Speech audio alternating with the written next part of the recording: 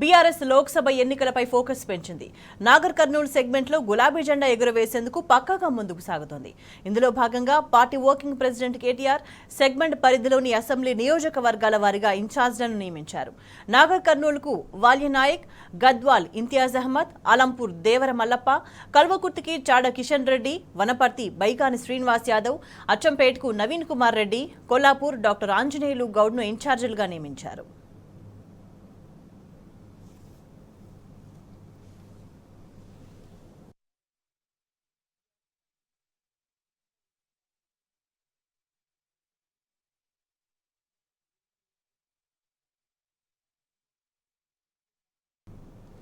MLC కవితను CBI arrest చేసిన తీరుపై ఆమె తరపు లాయర్ కోర్టును ఆశ్రయించారు.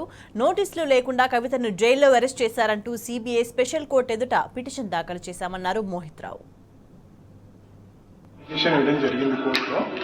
కోర్టులో మాకు మళ్ళీ తనని వితౌట్ గివింగ్ ఎనీ నోటీస్ ఇవ్వకుండా మా వాదన ఇవ్వకుండా కవిత గారిని అరెస్ట్ చేయడం జరిగింది. జైలు నుంచి అరెస్ట్ చేయాలి అంటే మనకు వారెంట్ ఉండాలి, కోర్టు పర్మిషన్ తీసుకోవాలి. Without taking court permission arrest చేయలేదు.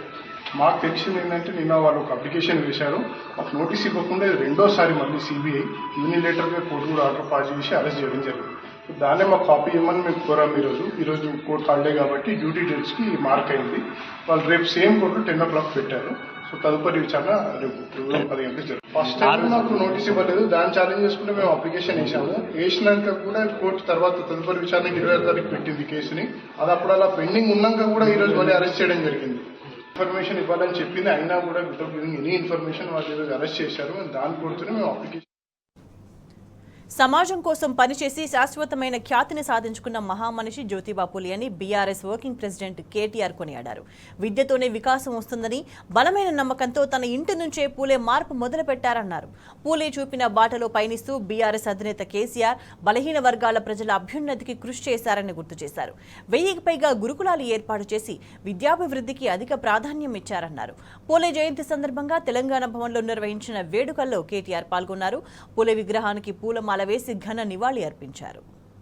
పండుగ జరుపుకునే మా ముస్లిం సోదరులందరికీ ప్రపంచవ్యాప్తంగా హృదయపూర్వకంగా आप सभी को पार्टी की तरफ से, हमारे तरफ से, हर किसी की तरफ से, हर हिंदू भाई की तरफ से आपको ईद मुबारकबाद मैं देना चाहता हूँ.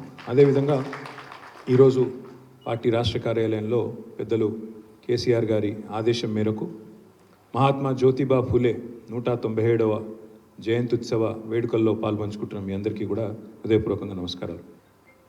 దశాబ్దాలు శతాబ్దాలు గడిచిన చెరగని ముద్ర వేసే మహానుభావులు, మహనీయులు, నిజమైన సంఘ సంస్కర్తలు కొంతమంది ఉంటారు.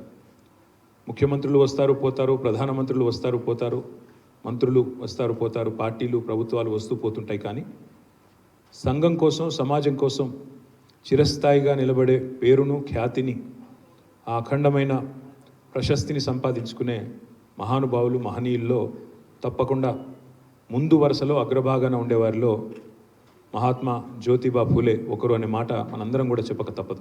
విద్య ద్వారానే వికాసం వస్తుంది, వికాసం ద్వారానే సమానత్వం వస్తుంది. అల్టిమేట్గా విద్యతోనే ప్రగతి, ప్రగతితోనే అసమానతలు, కుల వివక్ష లేకుండా సమానత్వం అనేది వస్తుందనే ఒక సూత్రాన్ని గ్రహించి తన ఇంటి నుండే, ఎక్కడి నుండో కాదు, తన ఇంటి నుండే మొదలుపెట్టి సావిత్రిబాయి ఫూలే గారిని ఒక టీచర్గా తర్ఫీదునిచ్చి తను కూడా మళ్ళీ అమ్మాయిలకు కూడా విద్యా అవకాశాలు రావాలని చెప్పి సావిత్రిబాయి ఫూలే గారు, మరొక వైపు మహాత్మా జ్యోతిబా ఫూలే గారు ఇద్దరు కూడా ఒక జంటగా భారతదేశంలోనే మరి మహారాష్ట్రలో జన్మించినప్పటికీ దేశం మొత్తానికి కూడా ఆదర్శవంతమైన ఒక కొత్త ఆలోచన విధానానికి శ్రీకారం చుట్టినవారు మహాత్మా జ్యోతిబా ఫూలే. ఇవాళ గర్వంగా చెప్పుకోవచ్చు, 75-76 సంవత్సరాల స్వాతంత్రానంతరం భారతదేశంలో మరి బలహీన వర్గాల ప్రయోజనాలు, అవి రాజకీయంగా కావచ్చు, సమాజపరంగా కావచ్చు, ఇతరత్రా కావచ్చు, వాటి కోసం కేవలం మాటల్లో కాకుండా చేతల్లో చేసి చూపెట్టిన ప్రభుత్వం తప్పకుండా తెలంగాణ తొలి ముఖ్యమంత్రి కేసీఆర్ గారి ప్రభుత్వం అని చెప్పి ఘంటాపథంగా చెప్పవచ్చు. ఇదేదో ఈ సందర్భాన్ని పురస్కరించుకొని కేసీఆర్ గారో లేదా మా పార్టీ గొప్పతనం గురించో చెప్పుకోవడానికి కాదు. ముమ్మాటికి పూలే గారు చెప్పిన విధంగానే విద్యతోనే వికాసం, వికాసంతోనే సమానత్వం, సమానత్వంతోనే ప్రగతి అనే మాట ఏదైతే ఉన్నదో దాన్ని ఆచరణలో పెట్టి చూపెట్టిన వారు కేసీఆర్ గారు.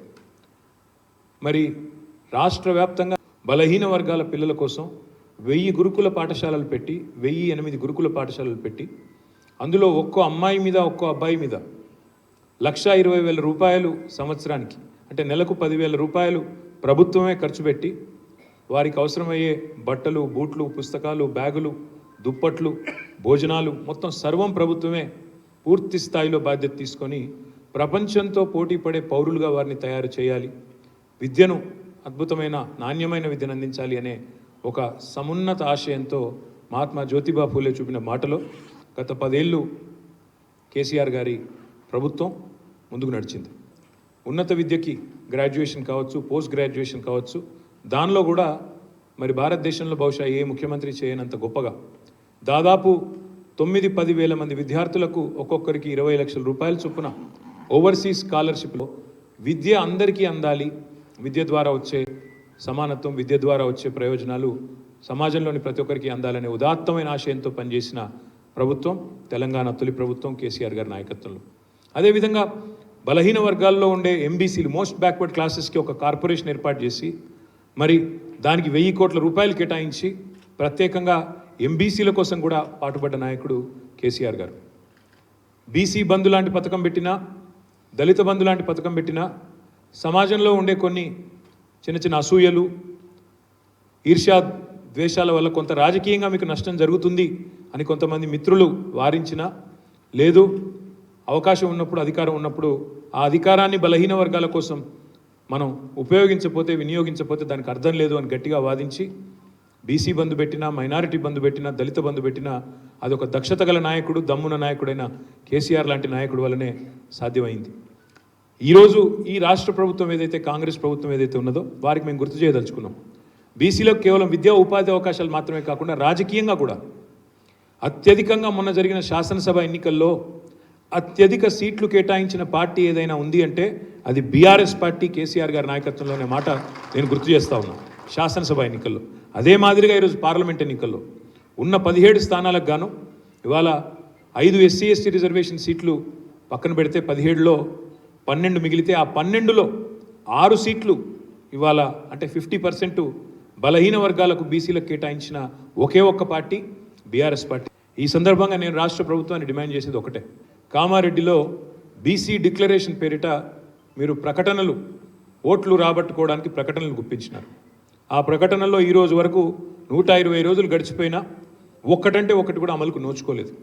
మీరు చెప్పారు మహాత్మా జ్యోతిబా ఫూలే పేరిట బీసీ సబ్ ప్లాన్ తెస్తాము, బీసీ సబ్ ప్లాన్ తీసుకొస్తాము, బడ్జెట్లో ప్రతి సంవత్సరం 20,000 కోట్ల రూపాయలు కేటాయిస్తాం బీసీ వెల్ఫేర్ కోసం, మొత్తం 5 ఏళ్లలో 1,00,000 కోట్లు తీసుకొస్తాము, ఖర్చు పెడతాము అనే మాట కాంగ్రెస్ పార్టీ చెప్పింది. మరి మొన్న ఓట్ ఆన్ అకౌంట్ పెట్టినారు, అందులో డబ్బులు కేటాయించలేదు. మీరు చెప్పినట్టు 20,000 కోట్లు కేటాయించలేదు.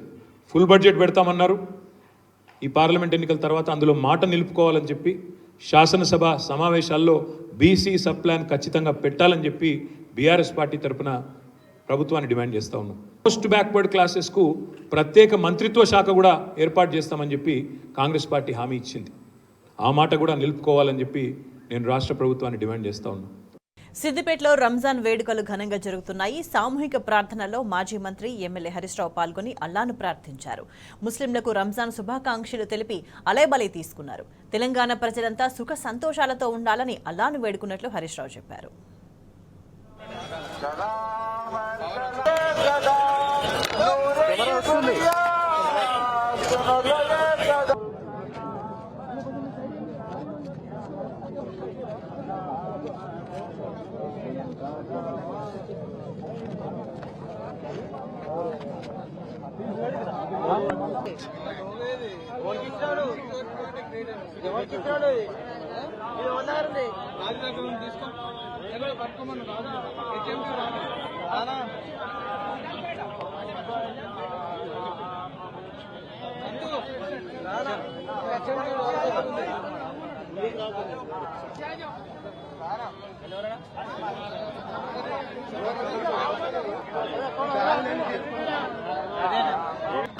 నెల రోజుల ఉపవాస దీక్ష తర్వాత ఈ రోజు జరిగే రంజాన్ పండగ ముఖ్యంగా ముస్లిం మైనార్టీలందరికీ కూడా అత్యంత ప్రధానమైనటువంటి పండగ. ఈ సందర్భంగా సిద్దిపేట ముస్లిం మైనార్టీలతో పాటు రాష్ట్ర వ్యాప్తంగా ఉండే ముస్లిం మైనార్టీలందరికీ రంజాన్ పండగ శుభాకాంక్షలు తెలియజేస్తా ఉన్నాను.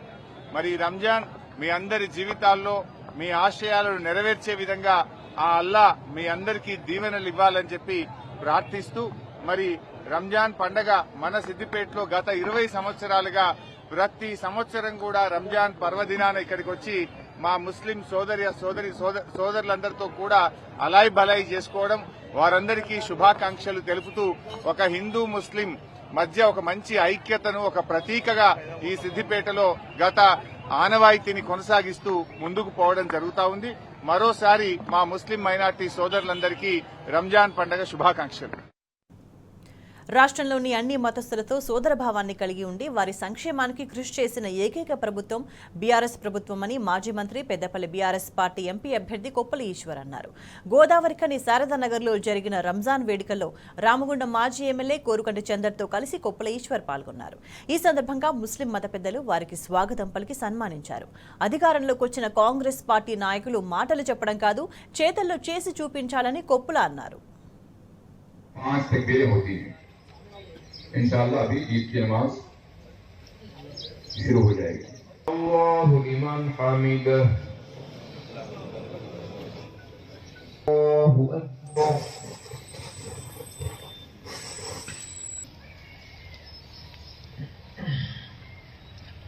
आपसे मिलता रहा हूं. जब लास्ट रमजान में आपके पास आया था, रामगुणा की तरफ पलट के देख रहा था. ముస్లింలు ఉన్నారు, క్రైస్తవులు ఉన్నారు, హిందువులు ఉన్నారు. మరి వారందరి యొక్క సంరక్షణ జరగాలని ఆలోచించినటువంటి ప్రభుత్వము మరి ఏ రాష్ట్రంలో ఉన్నది అని అంటే అది ఖచ్చితంగా తెలంగాణ రాష్ట్రంలోనే జరిగిందని మాత్రమే ఖచ్చితంగా చెప్పగలుగుతాం.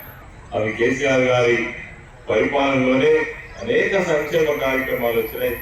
ఇవన్నీ కూడా ఈ సందర్భంగా మనం గుర్తు చేసుకోవచ్చు. ఎందుకు చెప్తున్నా అంటే బీఆర్ఎస్ ప్రభుత్వం కానీ పార్టీ కానీ ముస్లింల పట్ల, క్రైస్తవుల పట్ల, హిందువుల పట్ల, అన్ని మతాల పట్ల ఒక సోదర భావంతో కలిగి వారి యొక్క అభివృద్ధిని కోరుకున్నటువంటి ప్రభుత్వం అని ఈ సందర్భంగా నేను తెలియజేస్తా ఉన్నాను. నిరుద్యోగుల నెత్తిన గుదిబండగా మారింది టెట్. ఒకప్పుడు తక్కువ ఫీజుతో దరఖాస్తు చేసుకున్న ఉపాధ్యాయ అర్హత పరీక్ష నేడు 1000 రూపాయలకు చేరుకుంది. పేపర్కు 1000 చొప్పున ముక్కుపిండి వసూలు చేస్తోంది ఈ కాంగ్రెస్ సర్కార్. ఆర్థిక భారంతో ప్రైవేట్ కోచింగ్ సెంటర్లకు దూరంగా ఉన్న ఉద్యోగార్థులు ఇప్పుడు వేలకు వేలు ఖర్చు చేసి దరఖాస్తు చేసుకోవాల్సి రావడంపై నిరుద్యోగులు మండిపడుతున్నారు.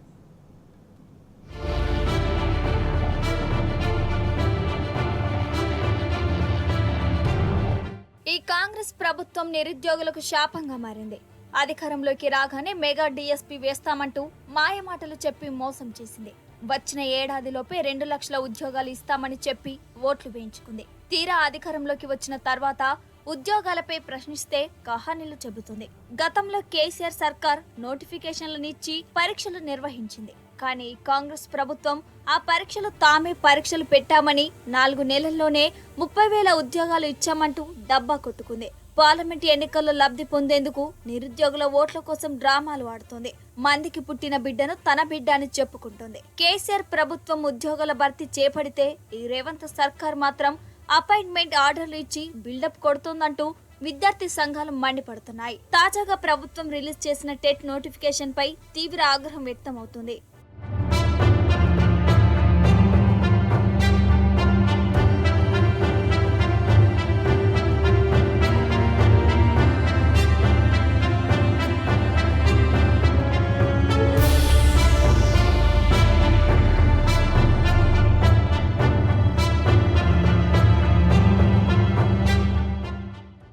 రాష్ట్రంలో ఉపాధ్యాయ అర్హత పరీక్ష టెట్ దరఖాస్తులు ఈసారి గణనీయంగా తగ్గాయి. గత నెల నుంచి ప్రారంభమైన దరఖాస్తుల స్వీకరణ నేటితో ముగియగా దానిని ఈ నెల 20 వరకు పొడిగిస్తూ ప్రభుత్వం ఉత్తర్వులు జారీ చేసింది. ఈ నెల 11 నుంచి 20వ తేదీ వరకు దరఖాస్తు చేసుకున్న వారు ఎడిట్ చేసుకునే అవకాశాన్ని కూడా కల్పించింది. అయితే అనుకున్న స్థాయిలో దరఖాస్తులు రాకపోవడంతోనే గడువును పెంచినట్లు తెలుస్తోంది.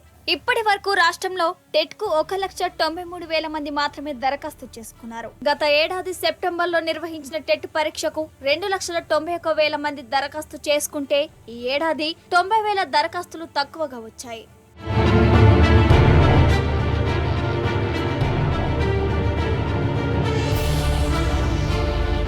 తెలంగాణ ఏర్పడిన తర్వాత 2017 నుంచి టెట్ పరీక్షను ప్రభుత్వం నిర్వహిస్తూ వస్తుంది.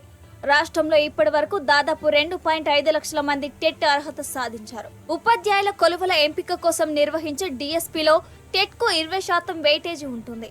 దీంతో కొత్తగా డిఈడి, బిఈడి పాస్ అయిన అభ్యర్థులు గతంలో టెట్ పాస్ అయిన వారు సైతం మార్కులు పెంచుకునేందుకు ఈ పరీక్ష రాస్తుంటారు. కానీ ఈసారి మాత్రం దరఖాస్తు చేసుకున్న అభ్యర్థుల సంఖ్య భారీగా తగ్గిపోయింది. అయితే ఇందుకు ప్రభుత్వం తీసుకున్న నిర్ణయమే కారణంగా తెలుస్తుంది. గతంలో టెట్ నిర్వహించినప్పుడల్లా 3 లక్షల మంది దరఖాస్తు చేసేవారు. వీరంతా నిరుద్యోగులే. అయితే ఈ ఏడాది సర్వీస్ టీచర్లు కూడా పదోన్నతుల కోసం టెట్ కు హాజరవుతున్నారు. దీంతో టెట్ కు భారీగా దరఖాస్తులు వస్తున్నాయన్న అంచనాలు ఉన్నాయి. దాదాపు 4 లక్షల వరకు దరఖాస్తులు వస్తున్నాయని అధికారులు భావించారు. కానీ అంతగా వచ్చే పరిస్థితి కనిపించడం లేదు. ఈసారి టెట్ ఫీజును 300 రూపాయల నుంచి ఒక పేపర్ కు 1000, 2 పేపర్లకు 2000 పెంచారు. దీంతో నిరుద్యోగులు ఈ ఫీజులను చూసి దరఖాస్తు చేసేందుకు జంకుతున్నారు. ఆర్థిక భారంతో చితికిపోయిన వారంతా టెట్ కు దరఖాస్తు చేసేందుకు ముందుకు రావడం లేదు. ఇంతకుముందు మీరు కాంగ్రెస్ ప్రభుత్వము మేనిఫెస్టోలో ఉన్నప్పుడు ఎటువంటి పరీక్ష ఫీజు అయినా కానీ ఉచితంగానే ఇస్తామన్నటువంటి ఈ కాంగ్రెస్ ప్రభుత్వం ఈరోజు 1000 నుంచి 2000 పెంచడం ఏ విధంగా ఈరోజు పెంచుతున్నారని మేము విద్యార్థుల తరఫున డిమాండ్ చేస్తున్నాం. కాబట్టి మీరు వెంటనే కాంగ్రెస్ ప్రభుత్వం ఈ టెట్ ఫీజును ఉచితంగా ఇవ్వాలని, అదేవిధంగా ఇక్కడ ఉన్నటువంటి విద్యార్థులకు ఆర్థికంగా భరోసా కల్పించాలని మేము డిమాండ్ చేస్తున్నాం. అదేవిధంగా మీరు ఇక్కడ ఉన్నటువంటి టెట్ అభ్యర్థులు ఒక మారుమూల గ్రామాల నుంచి, ఒక నిరుపేదల కుటుంబం నుంచి ఈరోజు హైదరాబాద్ వచ్చి కోచింగ్ సెంటర్లనే కానీ అదేవిధంగా ఈ రూమ్లలో వండుకుంటూ ఈరోజు ఆర్థిక భారం అనుభవిస్తూ ఎన్నో అష్టకష్టాలు అనుభవిస్తూ ఈరోజు పరీక్షలు ప్రిపేర్ అవుతున్నారు. కాబట్టి మీరందరినీ పరిగణలోకి తీసుకొని వెంటనే రేవంత్ రెడ్డి, నీకేమైనా విద్యార్థులపైన చిత్తశుద్ధి ఉంటే, నిరుద్యోగులపైన చిత్తశుద్ధి ఉంటే మీరు వెంటనే టెట్ ఫీజును తగ్గించి విద్యార్థులకు ఆర్థిక భారం తగ్గించాలని మేము డిమాండ్. గతంలో ఒక పేపర్ కు 200 రూపాయలు, 2 పేపర్లు రాస్తే 300 మాత్రమే ఫీజు ఉండేది. టెట్ దరఖాస్తు ఫీజును భారీగా పెంచడంపై ఉపాధ్యాయ అభ్యర్థులు ఆగ్రహం వ్యక్తం చేస్తున్నారు. విద్యాశాఖ నిర్ణయాన్ని తీవ్రంగా వ్యతిరేకిస్తున్నారు. ఆందోళనలు, నిరసనల ప్రభావంతో టెట్ ఫీజులు తగ్గిస్తారనుకున్న నిరుద్యోగుల ఆశలను రేవంత్ సర్కార్ వమ్ము చేసింది. టెట్ ఫీజులను తగ్గించబోమని సంకేతాలు ఇచ్చింది. టెట్ పేపర్ 1 కు 1000, పేపర్ 2 కు కూడా మరో 1000 వసూలు చేస్తుంది. 2 పేపర్లు అప్లై చేసుకోవాలనుకునే వారి నుంచి 2000 ముక్కుపిండి వసూలు చేస్తుంది. టెట్ ఫీజులు పెంచడంపై రాష్ట్ర వ్యాప్తంగా నిరుద్యోగులు, అభ్యర్థులు ఉద్యమిస్తున్నారు. 50% నుంచి 300% ఫీజుల పెంపును నిరసిస్తూ బిఈడి, డిఎడ్ అభ్యర్థులు నిరసనలు వ్యక్తం చేస్తారు. కానీ ప్రభుత్వం పట్టించుకోవడం లేదని విద్యార్థి సంఘాల నాయకులు మండిపడుతున్నారు.